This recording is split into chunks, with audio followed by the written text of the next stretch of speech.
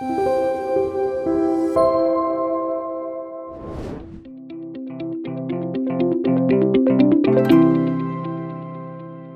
크게 두 번째, 예수님을 주로 영접한다는 것의 의미를 여러분과 함께 나누기를 원합니다.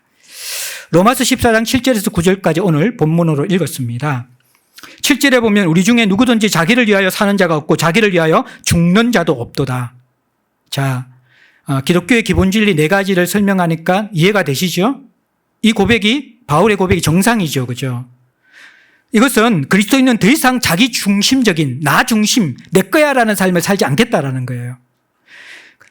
그 다음에 8절에 보면요. 우리는 살아도 주님을 위하여 살고 죽어도 주님을 위하여 죽습니다. 사나 죽으나 우리는 주의 것이로다. 이 고백을 해요. 자, 삶의 목적이 분명해졌는데 그 삶의 목적은 왕을 따라 사는 거예요. 주인을 따라 사는 거예요.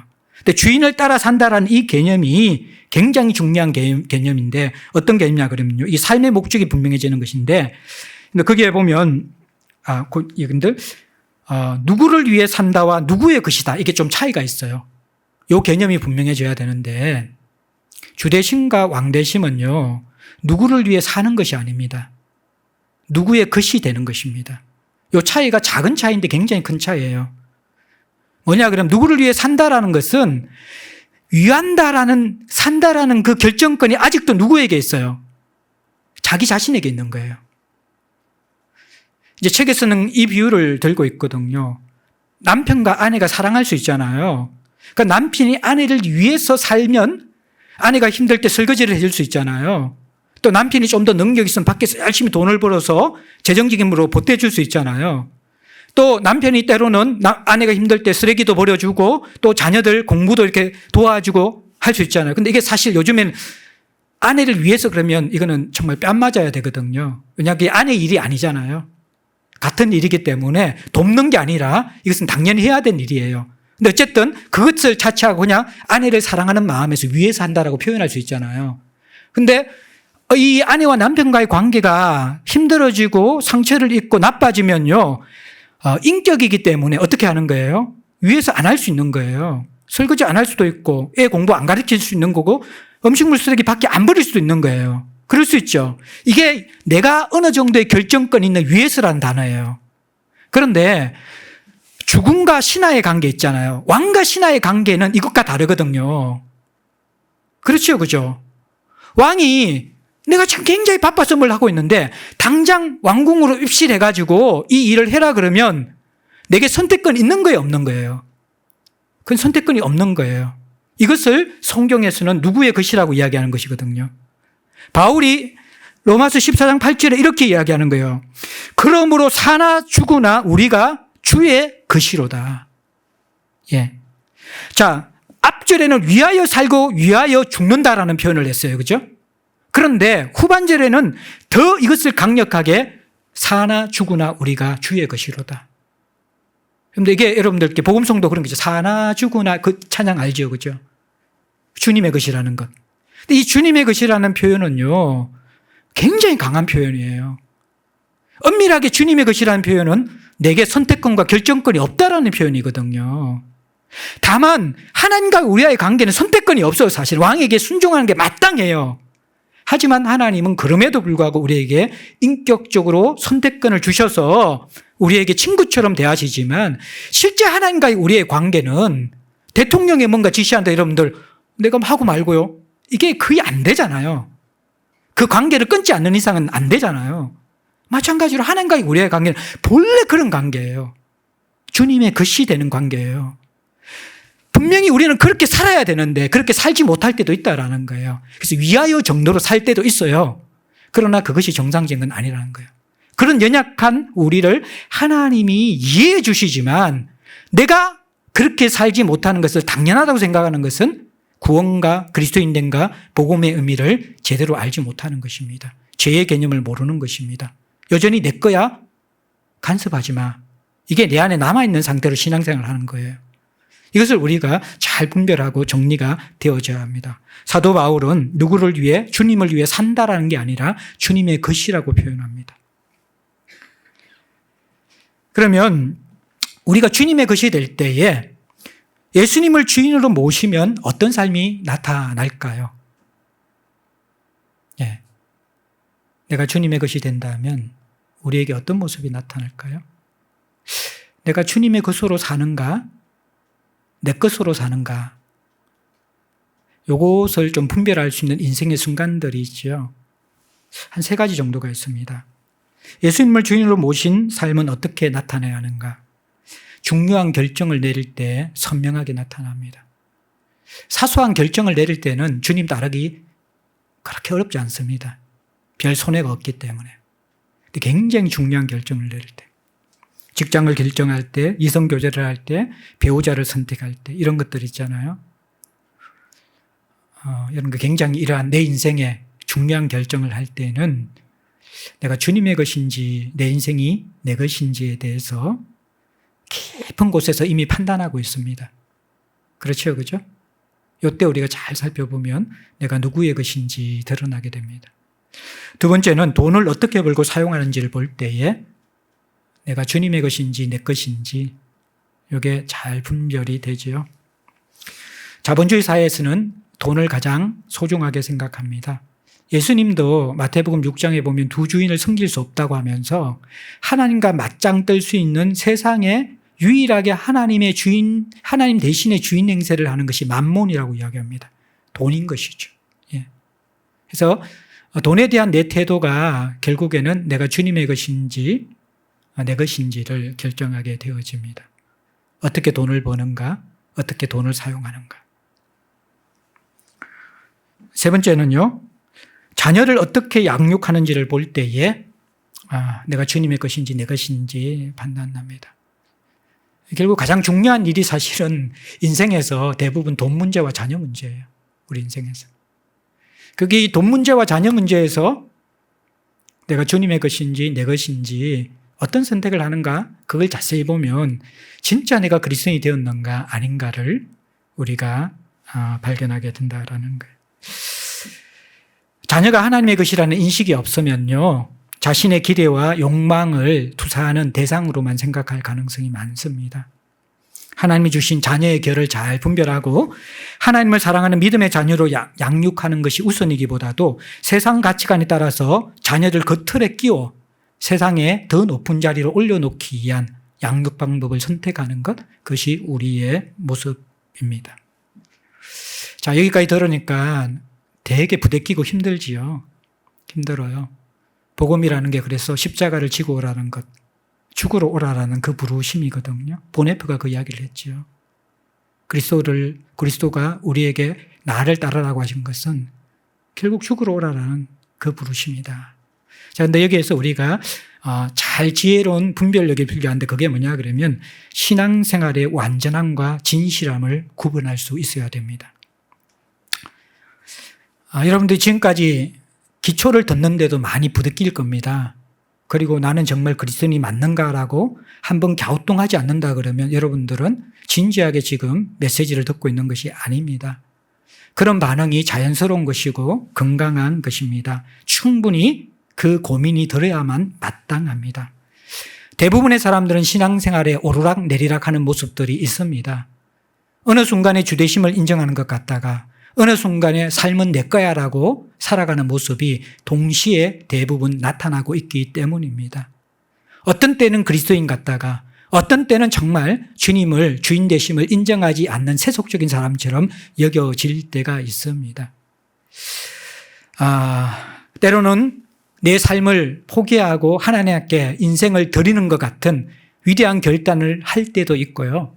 또 대부분은 욕심에 이끌려서 신앙생활 하면서 또 부정적인 생각이 많이 들 때도 있는 것이 우리의 모습입니다. 이러한 우리는 그리스도인일까요? 그리스도인이 아닐까요?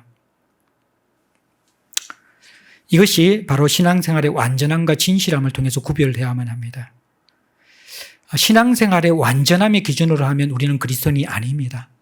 그런데 신앙생활의 진실함을 기준으로 할 때 우리는 충분히 그리스도인일 수 있습니다. 우리는 지금 영적 싸움 중입니다. 하나님이 아닌 다른 영적 존재가 우리 안에서 영향을 주고 있습니다. 사단의 가장 중요한 역할은요, 말씀대로 살지 못하도록 하는 것이고, 말씀대로 살지 못하는 우리를 참소하는 것입니다. 그것이 사단이 하는 가장 중요한 역할들입니다.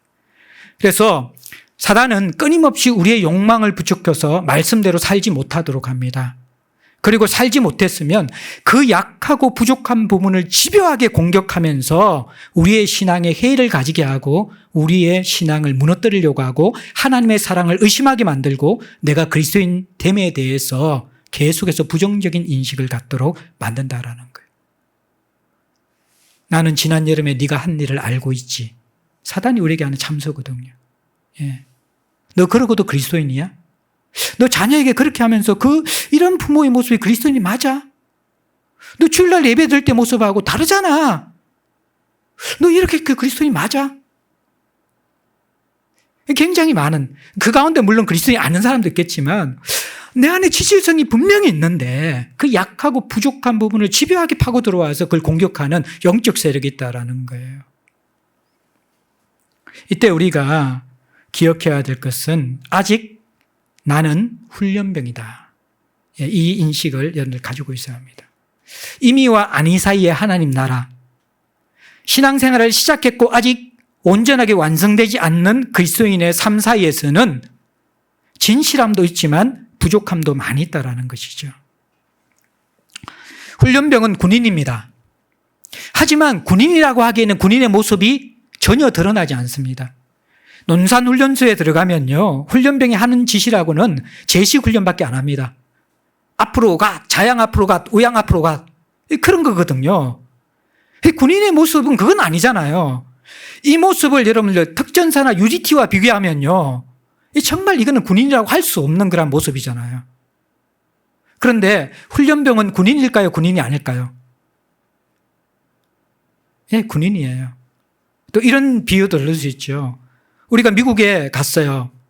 그린카드를 받았어요. 영주권을 받았어요. 그런데 영어를 하나도 못해요. 나는 미국인일까요? 아닐까요? 생긴 것도 한국인이고 영어도 못해. 예? 코스트코 가가지고 뭐 음식도 못 사. 근데 그린카드는 나왔어. 미국인이에요? 아니에요? 똑같은 거예요. 그런데 이 사람이 훈련병이 제대할 때쯤 되면 군인이에요? 아니에요? 굉장히 어려운 질문입니까? 군인이죠. 예, 미국에 가서 영주권을 받고 나서 물론 한인 사이만 있으면 전혀 영어도 안 늘고 그렇대요. 그런데 살다 보면 먹고 사는 건 다 살더라고요. 영어를 잘 못해도. 그러면서 그 문화에 익숙해 점점 미국인이 되어 가는 것이죠. 문화에 익숙해지면서. 마찬가지로 이 말은 뭐냐 그러면요, 우리는 처음 시작할 때 훈련병일 수 있고 처음 시작할 때는 그런 이름만 그리스도인인 가능성도 있을 수 있다는 거예요. 근데 여기에서 진짜 그리스도인이 아니고 진짜 그리스도인의 차이는 뭐냐 그러면요, 내 중심의 고백이 무엇인가, 내 중심의 갈망이 무엇인가 정직하게 직면해 보라는 것이죠. 나는 주님의 것이고 나를 구원하신 하나님의 은혜 때문에 그렇게 살기를 원하는 진심이 있고 간절함이 있는가? 아니면 그런 마음은 거의 없고 늘 나는 내 욕심과 내 거야 이것을 못 헤쳐서 내 거에 손대지 마, 이 정서가 늘 나를 지배하는가? 이렇게 잘 한번 분별해 보라는 거예요. 복음을 선명하게 이해하면 우리는 다 대부분 주님의 것이 되고 싶어요. 그런데 주님의 것으로 살 때도 있지만 무너질 때도 더 많이 있다는 거예요. 아직 훈련병이기 때문입니다. 그런데 또 하나가 있습니다. 고백과 간절한 마음으로 되는 것이 아니라 시간에 여러분들 이 점검을 받아야만 합니다. 그건 뭐냐 그러면 완전하지는 않지만 시간이 지나갈수록 자라감이 있는가. 굉장히 중요한 부분이거든요. 지금 내가 무너지고 지금 내가 죄를 짓고 지금 내가 온전하지 못할 수 있어요. 근데 10년 후에 20년 후에 30년 후에 똑같이 죄를 짓고 똑같이 온전하지 못하고 이전보다 더 못한 모습이다. 굉장히 중요한, 이게 심각한 문제죠. 둘 중에 하나입니다. 그리스도인이 아니든지 전혀 자라가지 않고 계속 병들고 있든지. 정상적인 그리스도인이 아니라는 거예요. 그래서 여러분들, 그래서 사실 하나님은 우리에게 하나님의 거룩하신가 완전하신처럼 완전하다고 산상수훈에서 요구하고 계세요. 그게 우리가 도달해야 될 예수를 닮는 예수의 형상을 이루는 우리의 기준이에요. 그런데 그 믿음의 여정을 가는 가운데서는 훈련병처럼 정말 군인인데 군인이 아닌 것 같은 모습이 있을 때가 있다라는 거예요. 근데 시간이 지나는데 이게 10년, 20년 신앙생활을 했는데 여전히 훈련병이야. 부족한 것은 죄가 아니지만 잘하지 않는 것은 죄입니다. 그것은 굉장히 심각한 문제인 것이죠. 이 사이에서 우리가 그리스도인이 된다는 의미와 완전성과 진실함, 이 구분을 잘 하면서 자기를 속이지 말아야만 합니다. 고린도전서에서 계속 이야기하는 게 자기 기만이거든요. 복음의 진리를 제대로 분명하게 그 기준을 가지고 내 신앙의 잣대를 봐야 되고 내게 진실성과 자라감이 있는가라는 것들을 잘 분별을 해야만 합니다. 여러분들 완벽하지 않지만 자라감이 있어야 되거든요. 왜입니까? 말씀이 있고 공동체가 있고 성령이 있거든요. 하나님은 예수 그리스도는 십자가에 죽으시면서 세상을 이겼다라고 선포하셨습니다. 세상을 이겼다고 선포하시면서 우리를 돕는 방법이 말씀과 공동체와 성령을 주시면서 세상을 이겼다고 말씀하시거든요. 한 번도 이기지 않고 늘 패배의식과 늘 내가 연약하고 늘 내가 뭔가 이렇게 불평하는 것이 당연한 것처럼 신앙생활을 한다면 그 사람은 십자가의 죽으심을 헛되게 만든 것이고 십자가에 이루신 승리가 그에게는 전혀 적용이 되지 않고 있는 상황이라는 것이죠. 말씀이 있고 공동체가 있고 성령이 있다 그러면요. 부족할 수 있지만 우리는 조금씩 자라갑니다. 인격도 굉장히 더디게 자라가는 것처럼 신앙도 더디게 자라갈 수는 있습니다. 1년, 2년 쉽게 차이가 안 날 수 있지만 5년, 10년이 지나면 차이가 나야 되죠. 우리 아이들 코로나 여러분들 못 보다가 지금 1년 만에 우리 교회 학교 지금 초동부, 유년부 와서 예배 드리면 깜짝 놀라. 애들이 이렇게 컸나. 생명이 있으면 그게 정상이에요. 자라나는 게. 정말 우리 신앙이 건강하면 2년 코로나 지나면 이 사람 신앙이 이렇게 자랐는가. 그게 사실 정상인 것이죠. 어떤 의미에서는. 근데 이게 훈련병 수준도 있고 어린아이 수준도 있기 때문에 또 더 나태하고 또 병약하고 더 병든 사람이 있을 수도 있어요. 그러나 내 마음에 진실함이 있다면 이제 이거 깨달아야 돼요. 진실한 거. 정말 내가 주님 것이 되기 원하는가. 그렇게 원하면 여러분들 계속 핑계대면 안 됩니다. 자라감이 있어야만 합니다. 순종하려는 몸부림이 있는 자들, 진리를 굳게 붙잡고 있는 자들은 결국 자라가게 되어져 있습니다. 둘 중에 하나거든요. 진리가 분명치 않든지 그 진리를 붙잡고 살아가려는 몸부림이 없든지 그 두 가지가 분명하지 않으면 사람은 자라지 않습니다. 말씀을 이제 마무리합니다. 이런 사람이 그리스도인입니다. 사랑하는 제자들, 성도 여러분들, 출발점을 분명히 하십시오. 그리스도인이 아니면 신앙생활의 생명도 풍성함도 절대로 기대할 수 없습니다. 참된 그리스도인 누구인가? 오늘 제가 여러분들의 그리스도인이 된다는 의미와 예수님을 주로 영접한다는 의미를 말씀드렸습니다. 4가지 진리, 주인, 죄인, 죽음, 주인. 이렇게 박히도록 기억하십시오. 영접한다는 의미가 뭐라고요? 나는 주님의 것이다. 주님의 것이라는 것은 삶에서 어떨 때 드러난다고요? 중요한 결정, 돈, 자녀 문제 때. 마지막으로 여러분들에게 그리스도인을 하거나 할 수 있는 생활 속에 나타나는 현상 3가지만 약간 참고가 되라고 말씀드리겠습니다. 내가 그리스도인은 생활 속에 이런 현상이 나타나. 첫 번째는 관심사의 변화입니다. 무엇을 먹고 무엇을 입고 무엇을 마실까의 관심에서 하나님과 하나님 나라의 관심으로 옮겨갑니다.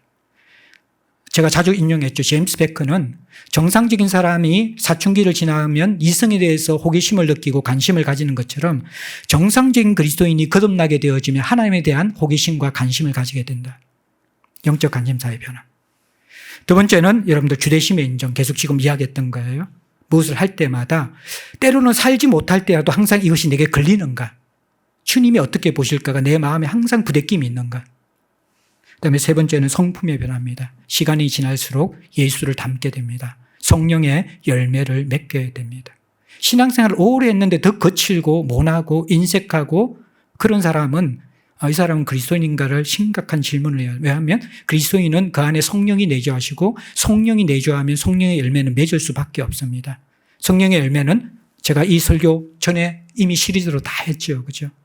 그 모습이 없다 그러면 우리는 심각하게 내가 참된 거듭남이 있나를 확인해야 할 것입니다. 다음 주에는 여러분과 함께 그리스도인이 된 이후에 어떤 일이 일어난가, 그리스도 안에서 우리에게 일어나는 축복된 일이 무엇인가 이 부분을 나누도록 하겠습니다. 우리 함께 찬송 드리겠습니다. 찬송가 171장 찬송 드리겠습니다.